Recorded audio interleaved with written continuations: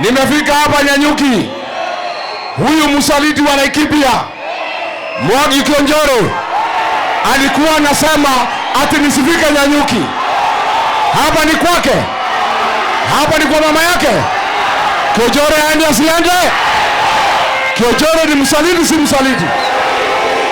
Mimi nataka niseme leo, nimekuja hapa Laikipia tuelewane na watu wa Laikipia ya kwamba msaliti wa jamii yetu ambaye anatuuza kwa kasongo, ambaye anahujumu wa Kikuyu, ambaye amehangaisha wa Kikuyu ni huyu msaliti Mwangi wa Kionjoro, msaliti wa jamii yetu.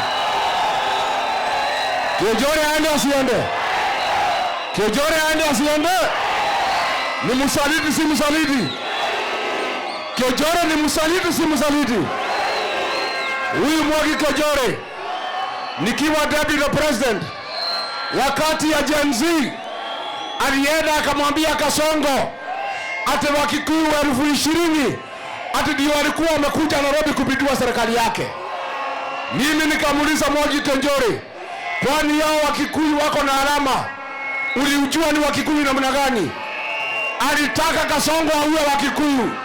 Wewe Mwangi Kionjoro, damu ya Gen Z iko mkononi mwako. Harambee! Huyu Mwangi Kionjoro aliuza jamii yetu kwa Kasongo, akapewa tenda ya kusupply vikingi ya stima ya shilingi bilioni 1, akauza jamii yetu bilioni 1 kwa Kasongo. Hiyo pesa Mwangi Kionjoro umepata inatosha wewe.